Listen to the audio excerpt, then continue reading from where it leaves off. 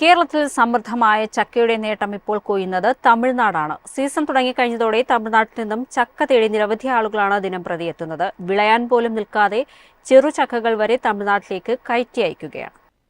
കേരളത്തിൽ സുലഭമായി ലഭിക്കുന്ന ഒന്നാണ് ചക്ക. സീസൺ തുടങ്ങിക്കഴിഞ്ഞതോടെ തമിഴ്നാട്ടിൽ നിന്നുള്ള വ്യാപാരികൾ വൻതോതിൽ ചക്ക വാങ്ങിക്കൊണ്ടുപോവുകയാണ്. പിന്നീട് ഇവ പ്രോസസ് ചെയ്ത് ചക്ക ഉൽപ്പന്നങ്ങളാക്കി തിരിച്ചെത്തുമ്പോൾ മലയാളികൾ തന്നെയാണ് പണം കൊടുത്തു വാങ്ങുന്നത്. കേരളം തിരിച്ചറിയാത്ത ഒരു വിപണി സാധ്യതയിൽ അയൽ സംസ്ഥാനങ്ങളാണ് നേട്ടം കൊയ്യുന്നത്. ഒരു ഇടിയൻ ചക്കയ്ക്ക് 50 രൂപ മുതൽ 100 രൂപ വരെയാണ് വില. വിളവ് കുറഞ്ഞതും ചെറുകിട കച്ചവടക്കാരുടെ വർധനയും ചക്കയുടെ ഡിമാൻഡ് ഉയരാൻ കാരണമായി. ചക്കവറ്റൽ, ജാം, ഐസ്ക്രീം, കേക്ക്, പായസം തുടങ്ങി നിരവധി ചക്ക വിഭവങ്ങൾക്കാണ് മാർക്കറ്റിൽ കൂടുതലായി ഡിമാൻഡ്. സീസൺ തുടങ്ങുന്നതിന് മുമ്പ് തന്നെ ലക്ഷങ്ങൾ വർക്കുള്ള ഇടപാടുകൾ നടന്നതായും വ്യാപാരികൾ പറയുന്നു. ചക്കക്കുരുവിനും 40 രൂപ മുതൽ 60 രൂപ വരെ കിലോയ്ക്ക് ലഭിക്കുന്നു. തമിഴ്നാട് മാത്രമല്ല, കർണാടക തുടങ്ങി മറ്റു സംസ്ഥാനങ്ങളിലും കേരളത്തിലെ ചക്കയ്ക്കുള്ള ആവശ്യകത കൂടുതലാണ്. പച്ചച്ചക്കയ്ക്കും വാങ്ങാൻ ആളുകൾ ഏറെയാണ്. അങ്ങനെ കേരളത്തിലെ ചക്ക അതിർത്തി കടന്ന മറ്റു സംസ്ഥാനങ്ങളിൽ വലിയ പണം കൊയ്യുകയാണ്.